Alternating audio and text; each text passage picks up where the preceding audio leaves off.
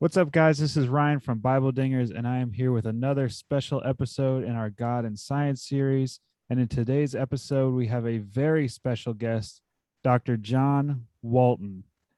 Dr. Walton, before we get into the conversation, can you tell us a little bit about who you are and some of your background?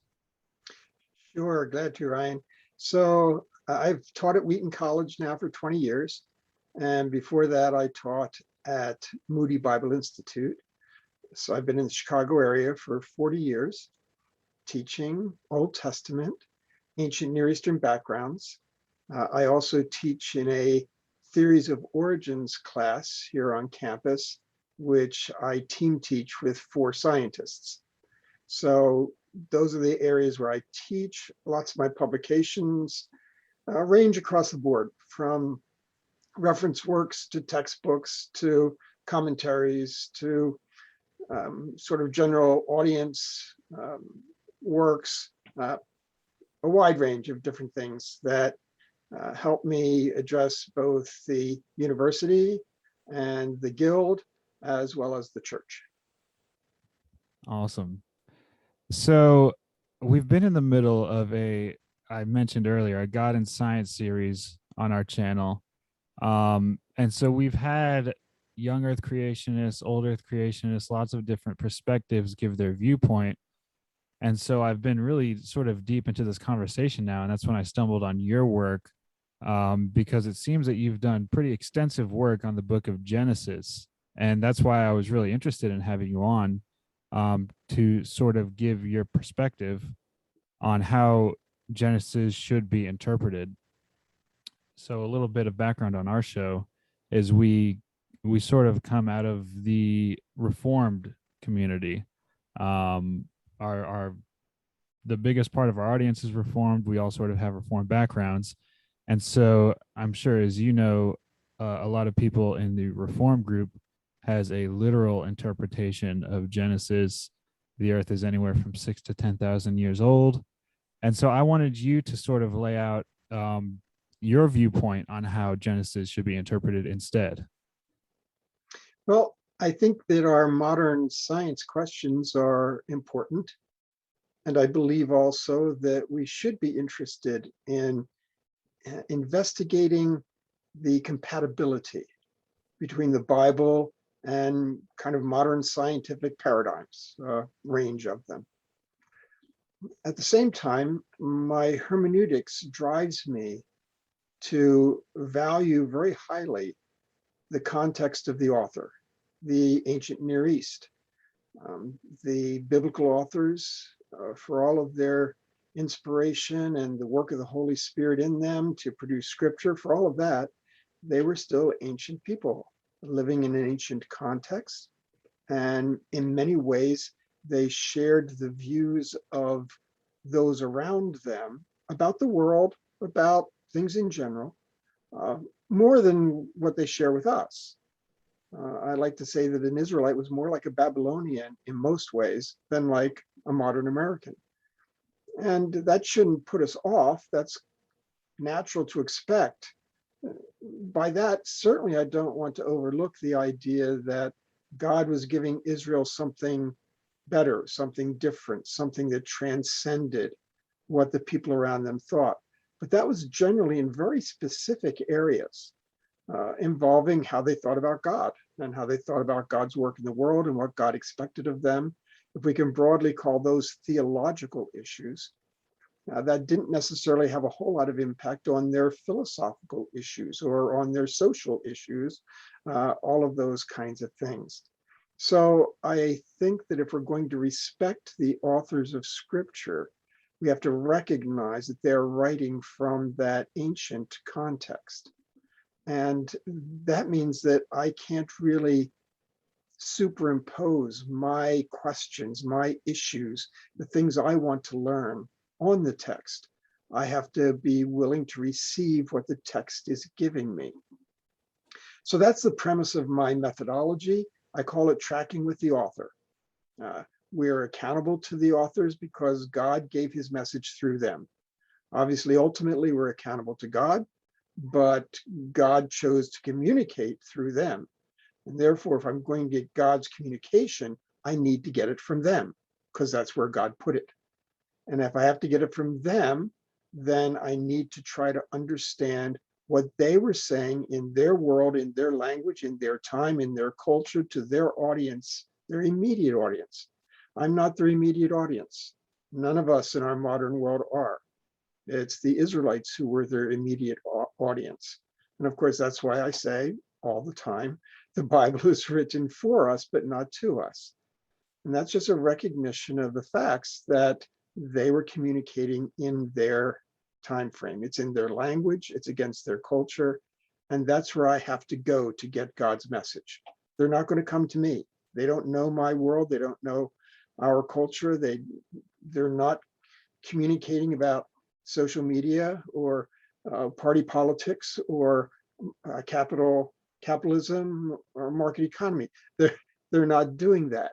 And so I have to go and listen to them and what they're communicating.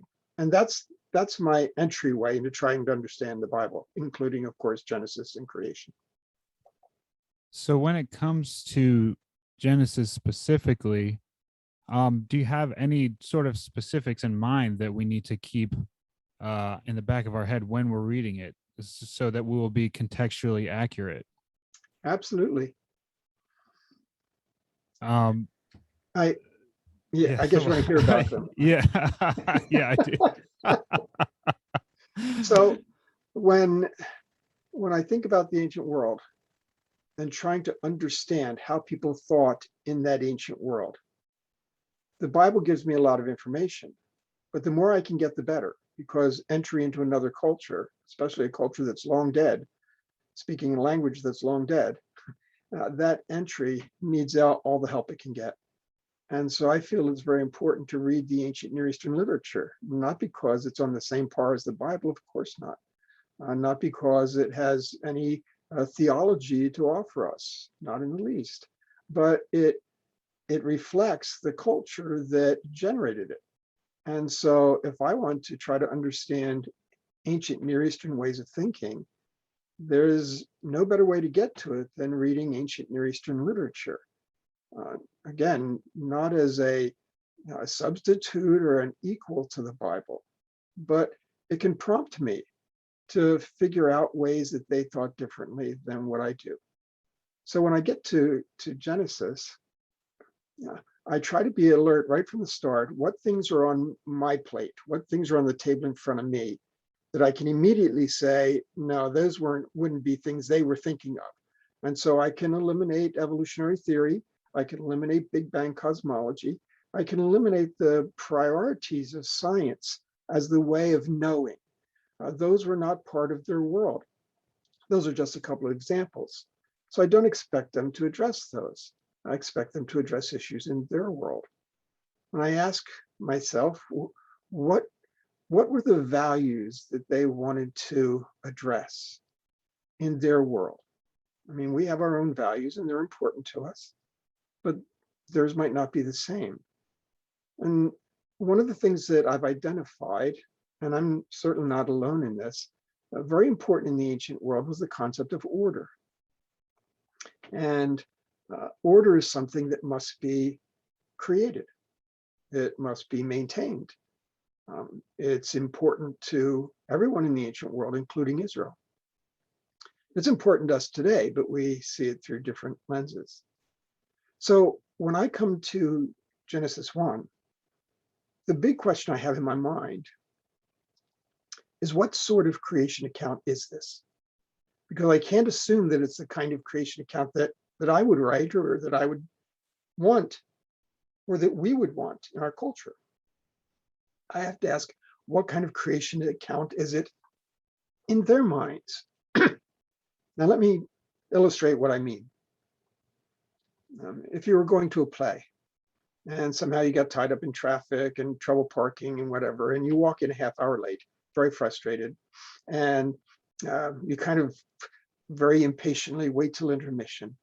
And then you poke the person next to you and you say, how did the play begin? And he says, the play was written in 1934. And you say, wait, I don't care about that. He says, well, that's how it began. You you can't have a play without the script. And I say, no, I understand that, but that's not what I want to know. Person on the other side of me chimes in and she says, this theater was built in the 1950s and it's been a great black box theater. And you say, no, I mean, that's really interesting, but that's not what I want to know. I say, well, you're sitting in the theater to watch the play. The theater's important. I said, no. Now the person taps me on the shoulder from behind and says, I've got it. This set was constructed specifically for this play. And you can notice how they've laid out the set with minimal. I said, no, well, you can't have the play without a set, sir. What are you asking? And then the person in front turns around and says, I've got it. This cast was chosen specifically for this play by the Johnson casting. I said, no, please, just stop. What I want to know is what's happened since the curtain opened. Now, I really like sharing that illustration because it helps us to see that there are a variety of answers to the question. And in fact, they're all right answers from a certain perspective, and they're not competing or conflicting answers, though they give a very different kind of response. And in the same way, when we ask, how did the world begin? Or when Israel asks, how did the world begin? We can't assume that they're going to pick out the same answer that we will from our perspective. But in fact, that's what has been done. In our modern times, we've assumed our own scientific perspective, assumed that Israel in Genesis 1 is addressing a material cosmos with a scientific frame in mind, with physical elements that are being produced by a creator God. Now, that could be a right answer to the question, how did the world begin? We could address that issue materially, and that's what our culture loves to do. We find value in that. And we find that that gives us an important perspective for bringing together God and his world. That's great. That's great. You can give a right answer that way, but that doesn't mean that's the answer that the Israelites would give. I find, looking through ancient Near Eastern literature and the Bible itself, they're certainly aware of the material world around them, but they don't have a lot of interest in it. So the question about, give me the story of how the world began, they're not going to default to the material question and the material story. Certainly they believe that God was the creator at every level, in every story, no matter what way you look at it. God is the creator. That's not what's in doubt. The question is, which story are they going to tell? And I think that's the really important question. If we are tracking with the author, and if we find the authority of the Bible, God's authority, is vested in the authors, then we need to find out what story they're going to tell. So another way of looking at it is that we tend to look at creation as a house building story, thinking the cosmos as a house, that kind of analogy, and God's building the house. And when we build a house, we pour the foundation, we put up the framing, we put on the roof, we put in the air conditioning and the plumbing and the electricity, and we build the house. And that's a creation story of sorts. But there's another level, because that house can just stand there empty with nobody flipping switches, nobody turning anything on, and it's just a house. But at some point, someone makes it their home. And the home story is a different story. It likewise is a creation story. And it may, in fact, be a more important creation story, because the home story is really carries the theology. What's this all about? What's its purpose? How's everything working to accomplish that purpose? And when I look at Genesis 1, I don't see a house story. I see a home story. I see God making a home for us that's going to work for us. And it's a home that he intends to dwell in with us.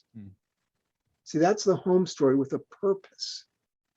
The house story, it's A little more Hmm. difficult to identify an inherent purpose. It just built the house.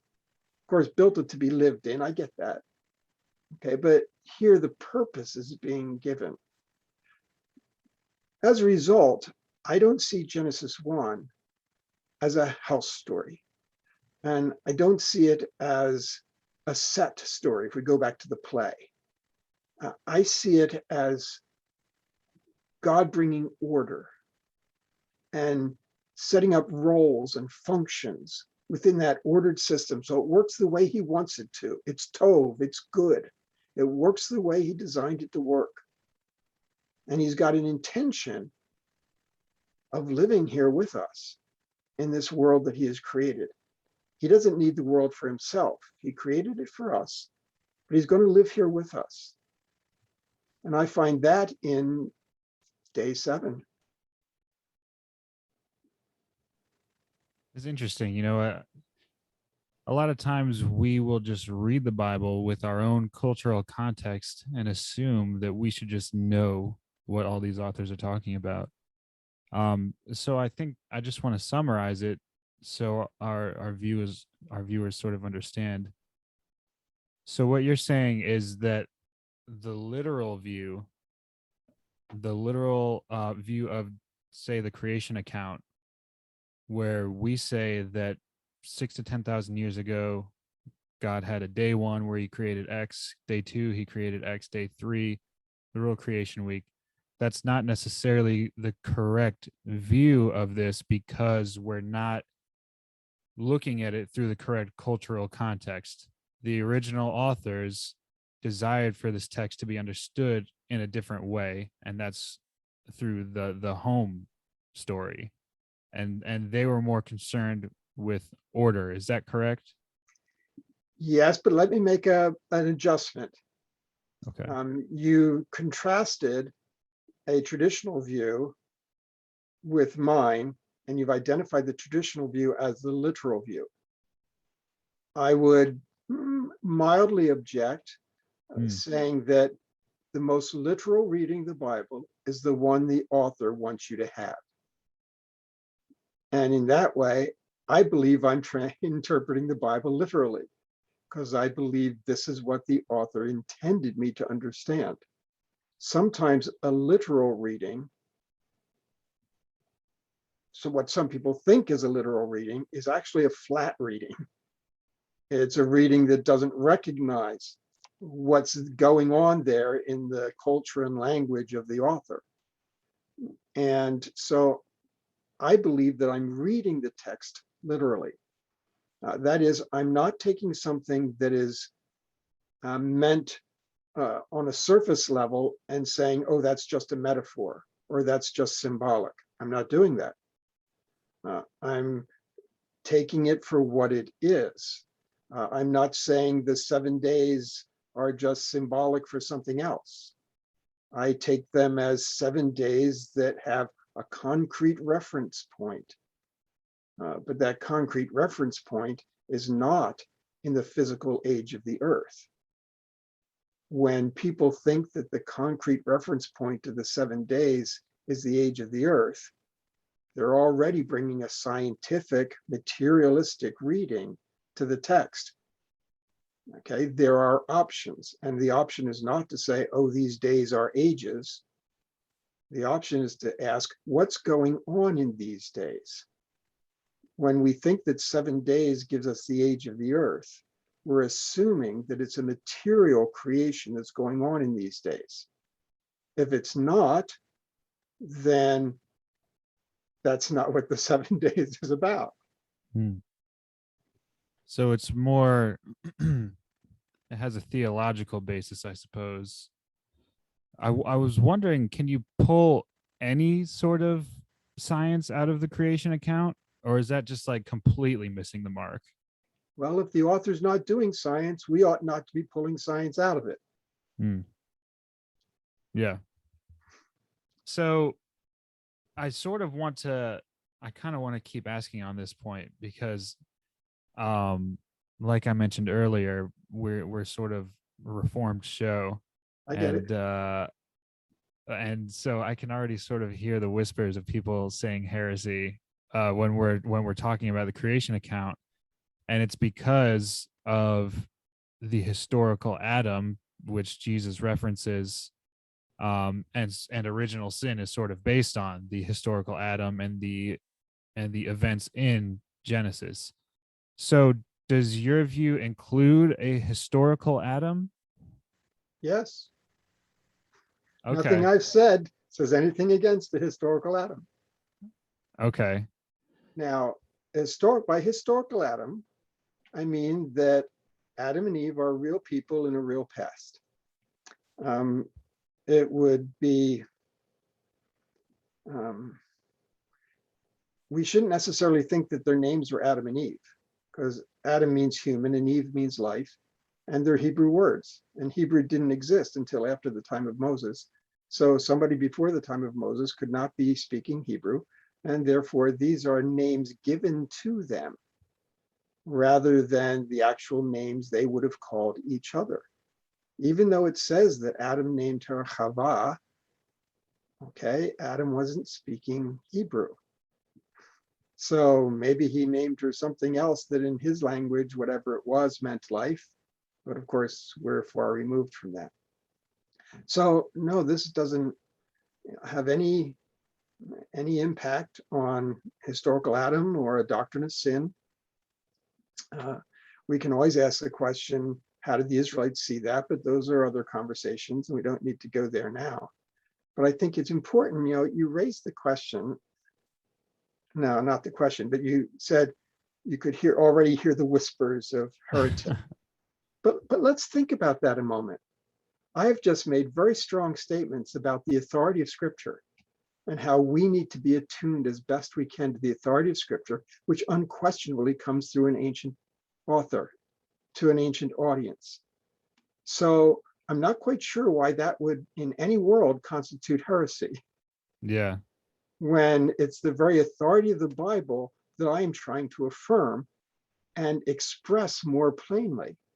mm-hmm. If we are imposing our ideas on a biblical text, then the ones who are doing that are overthrowing biblical authority because they're putting their own ideas there instead of the authors. So it seems to me we have to rethink this word heresy. Yeah. We're on the same page on that, Dr. Walton. It's because I lean towards your view, um, and I was at a big Reformed conference recently, and they were talking about Dr. Craig's recent book on Adam. I don't know if you're familiar with it, and I'm it. aware of it. I've not read it, but I understand he has for some reason, a lot to say about me. Oh, is that right? Honestly, I haven't read it either, um, but I'm sure they're all nice things. Um, but either way, I heard the word heresy being thrown around because, like I've mentioned several times, the Reform camp is very younger, it's 6 to 10,000 years old.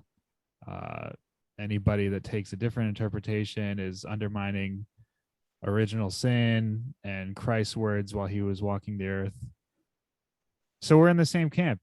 I'm sort of an outcast, I think, in this category with our group, but I wish that wasn't the case, because I think that the reform group will hold to something like amillennialism, which is a very symbolic take on prophecy and revelation and things like that, and will apply a hermeneutic to prophetic books of the Bible. But when it comes to Genesis, it's always sort of, for no reason, in my opinion, been strictly this over literalist, or I don't know a better term for it, but just reading it and thinking that we That know reading. exactly what it said. Yeah, flat. Thank you. So yeah, we're on the same boat there, I Well, think. it's very interesting when lots of times people respond to me and say, well, okay, I hear this order, function, role, purpose. I hear that. I could adopt that, but why can't it be material too? I mean, it could be both. So why don't you think it's material? And of course, that has nothing to do with God creating the material world. Of course, I believe God created the material world. But for me, I can't assume that it's material just because that's the way my world thinks. I want Hmm. to see it in the text. Again, that hardly sounds like heresy. I want to see it in the text, that they Hmm. are emphasizing material. You look at day one, it's about time, day and night. That's not material. Look at day two, and it's talking about God creating space in which people live. That's not material. You go to day three, and God says, let the dry land emerge. It doesn't say he made it. It says, let the crops grow and the seed drop. That's a functioning, ordered world. He's not producing, manufacturing anything material. Day four, you might say, oh, he made the sun, moon, and stars. There, God is making material objects. Well, that's easy for you to say because we know they're material objects. Israel did not. Hmm. Nobody in the ancient world knew sun, moon, and stars were material objects. What did Israel think they were? Lights. That's what they call them. That's what they believed, Hmm. which is better than thinking they're gods. So, they're making progress there, but they're lights. So when Israel read about day four, they wouldn't have said, oh, here's God manufacturing material things. God is making a light shine. That's not a material thing. Hmm. Day five, let the birds and fish teem and swarm. It doesn't say he made them. Hmm. And so I'm sorry, when you go day after day after day after day and God is not manufacturing material things, it leads me back to the question, what kind of creation account is this? Yeah. And so that's the way that, again, to me, I'm trying to read the text as literally, as seriously as I can, as accountably as I can, because I'm accountable to the authors. I'm accountable to God, but God gave his message through the authors, so that means I'm accountable to the authors. Now, the other thing that all of this misses is that very often people who talk about young earth and all of those things very easily talk about the 6 days of creation because they're thinking about material production. And since there's no material production on the seventh day, they talk about the 6 days of creation as if that's all there is. In my view, day 7 is the most important of all because it's day 7 that God rests. Now, that doesn't mean a whole lot. Matter of fact, that's confusing to a modern reader. Why does God need to rest? He doesn't get exhausted or sleepy or tired or need a break or anything like that. So that's just confusing to us. That's why we need the ancient world. Because in the ancient world, when a God rests, and this is Israel or any place else, when a God rests, he doesn't rest on a bed. He rests on a throne. Hmm. And when God rests, he's not disengaging, which is what we think of rest, silly us. He's engaging. He's engaging in the rule of the cosmos. That's a fairly significant theological point.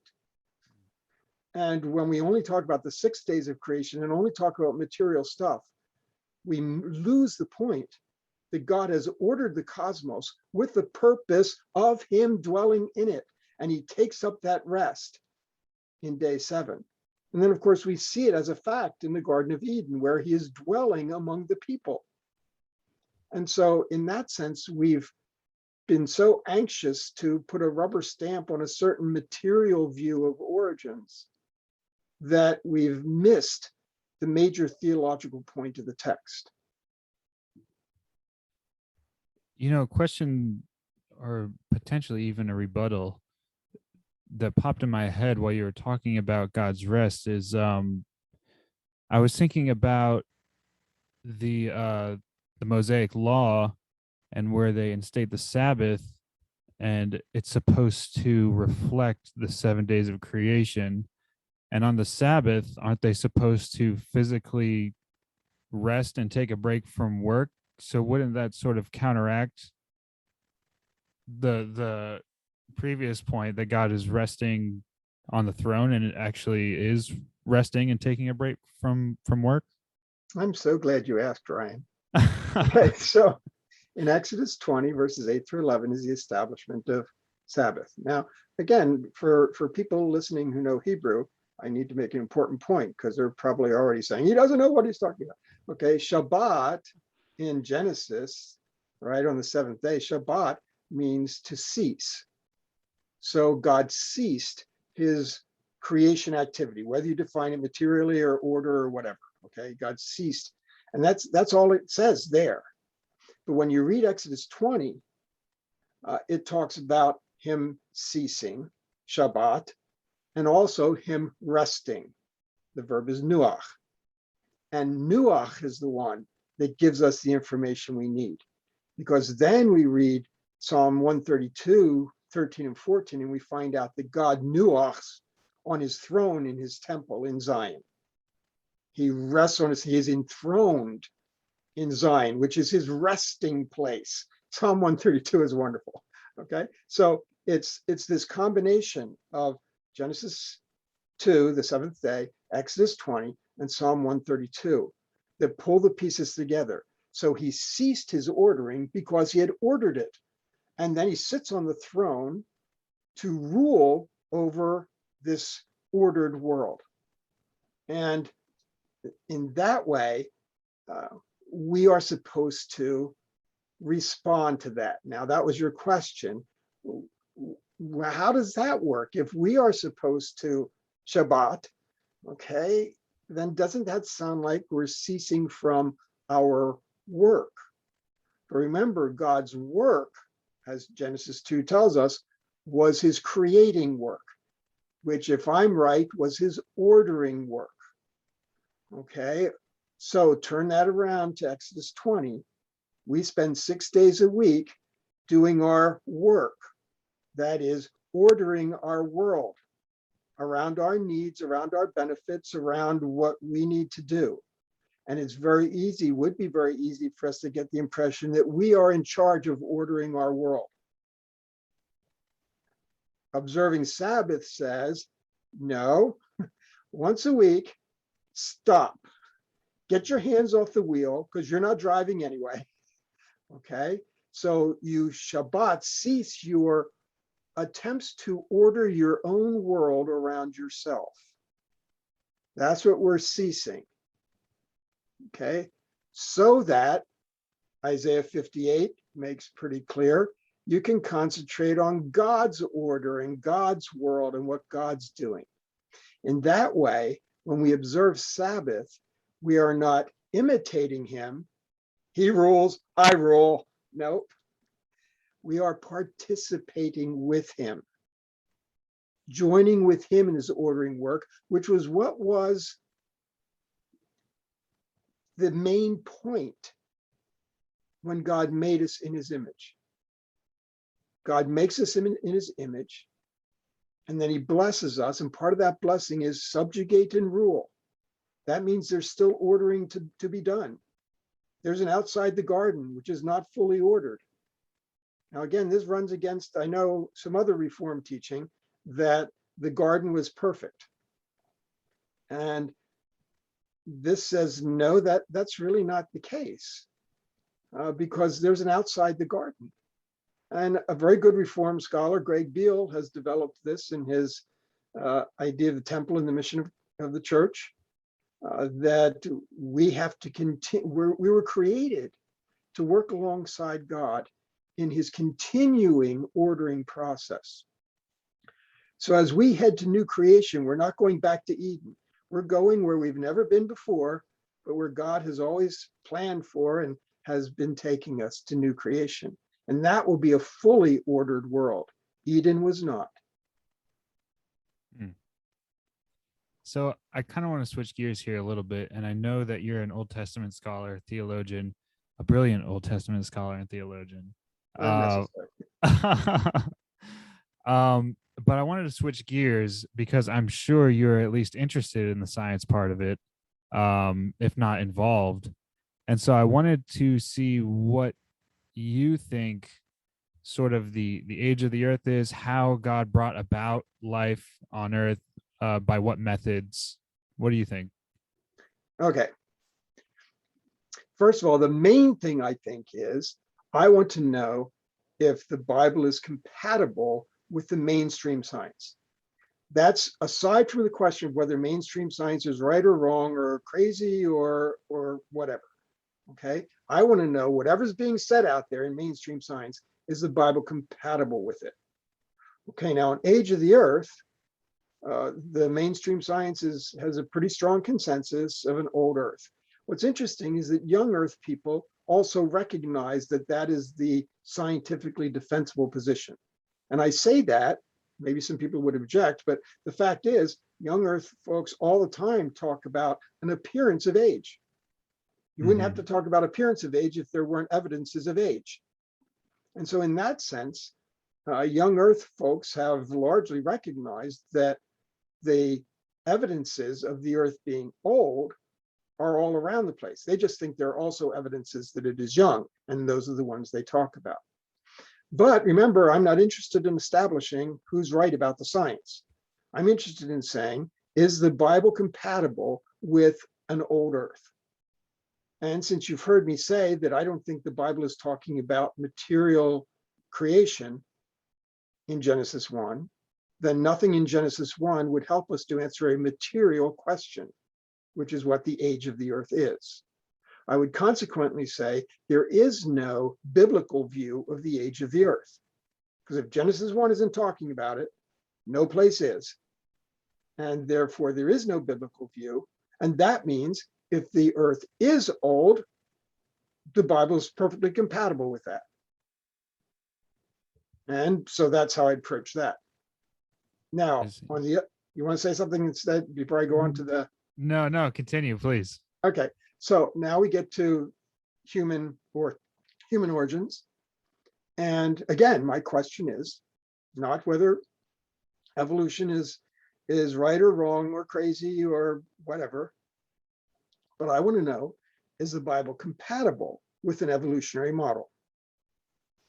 Okay, so that's the point I want to discuss. I'm not in a position to say, I'm not a scientist, so I can't do all detailed analysis of all of the pros and cons of the science. It's not my interest.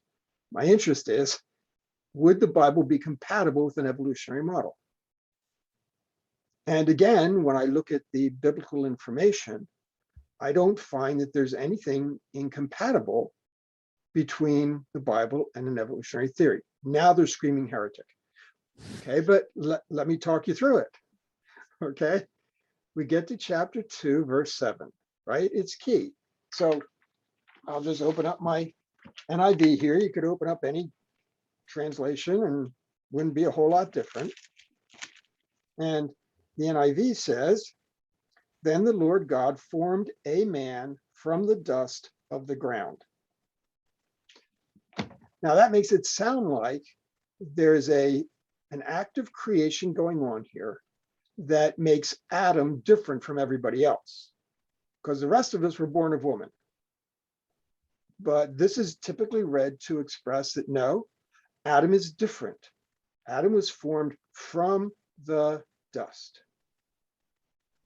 Okay, and that's the argument that says, so he couldn't have evolved, he couldn't have possibly come from pre-existent, right? Problem. The Hebrew text does not have the preposition from. Okay, so when it says that he formed, where am I again? Okay, 7.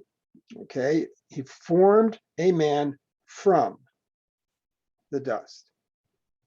No from. There's no preposition from, there's no preposition at all. As a matter of fact, there's a disjunctive accent in the text, the Hebrew text, which suggests that you should put in a comma or a semicolon or something there before you go on to the rest of the sentence, which ends up being something like, the Lord God formed a man, dust of the earth. That's a very different kind of statement. And that's Hebrew text. This is not some translation. That's the Hebrew text, which does not have that preposition. That means that Genesis 2 is not an account of scientific material origins.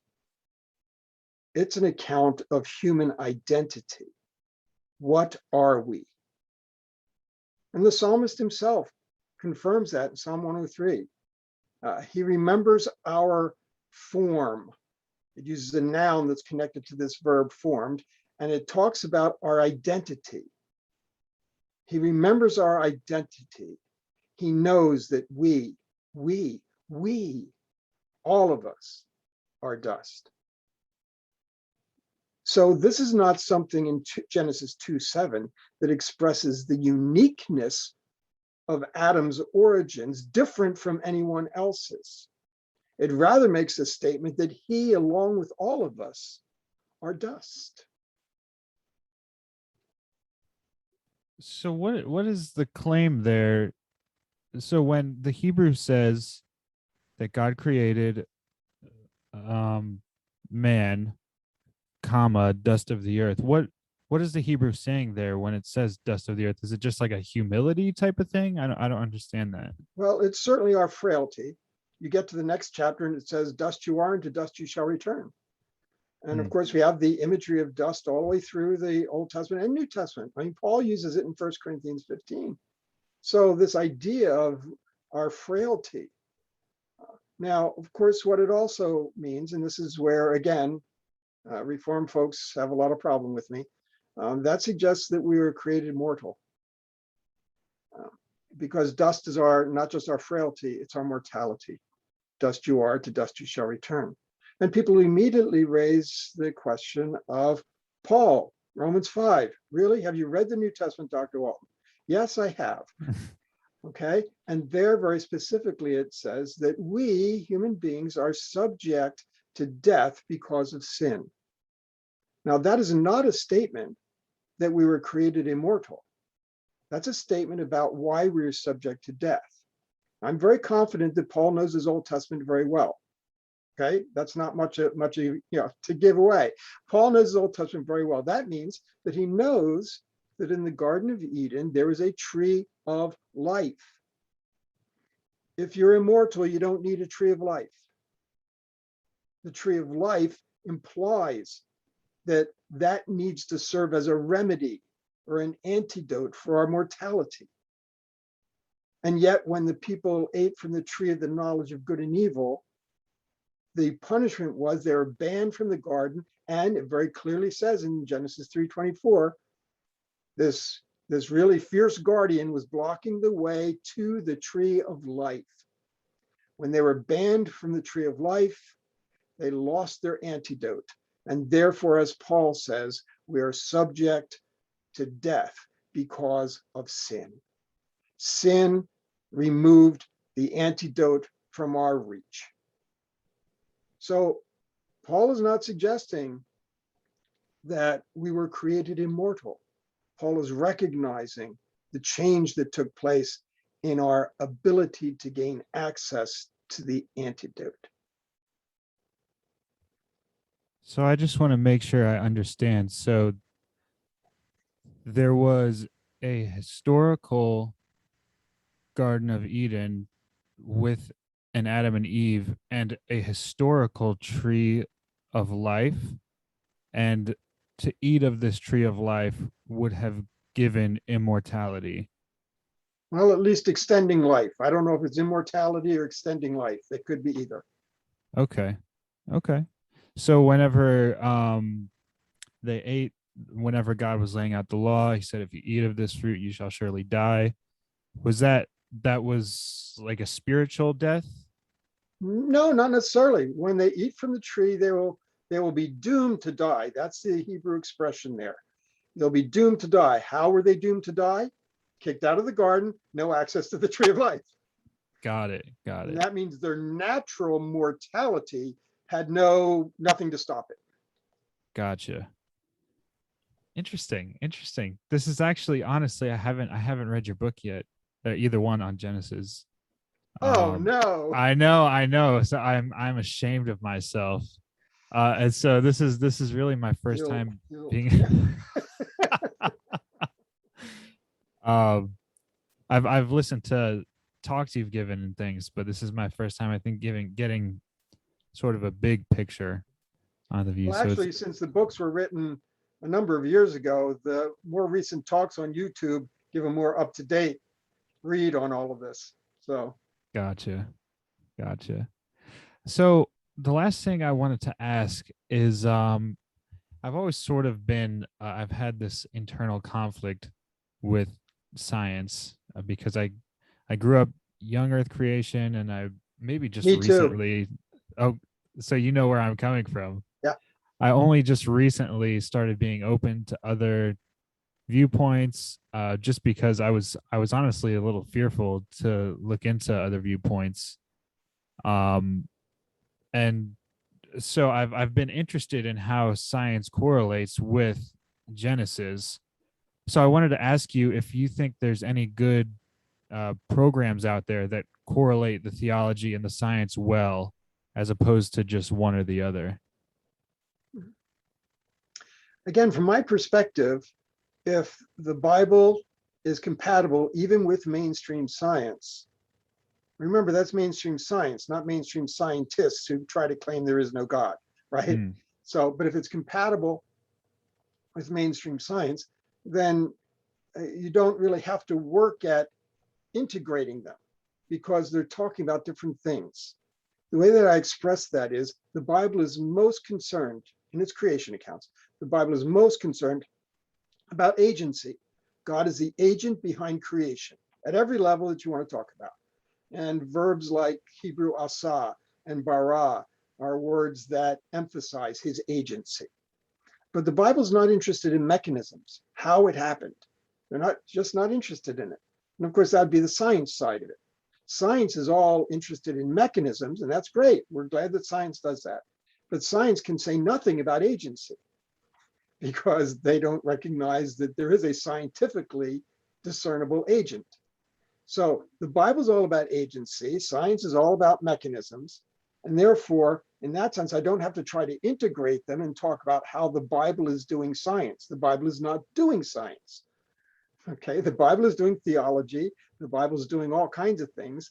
The theological points we've talked about, that God is the source and center of order, that God is the one who is intending to live with us, live among us. All of these are important theological issues. And again, science can't say anything about them. The Bible wants to talk about purpose. Science can't even use that word of purpose. So in that sense, a program that tries to integrate them might itself not be going quite the right direction. Certainly, you're probably aware of the BioLogos organization, and the BioLogos website talks a lot about both science, mostly the science, but also some of the Bible and theology and those kinds of issues. And so that's a place where people could find out a lot of information about seeing things in this perspective. awesome. It's been a very enlightening conversation, Dr. Walton. Very interesting to me. Well, I'm glad that you've invited me on, and I'm always happy to talk about this stuff. Awesome. Hey, for any viewers who are just learning about you for the first time, do you have any resources online or a website that they can go to find out more about you? I don't, I mean, I've got my Wheaton College website. They can always go there, but it's pretty minimal. It does have some of my bibliography on there. Of course, the Lost World series of books people might find helpful. And if it's science people, you might be really interested in a book that I did with the 4 scientists that I teach with, a book called Understanding Scientific Theories of Origins. So that would be a place to go. Of course, if you go on YouTube, just type in Lost World, you'll find me everywhere.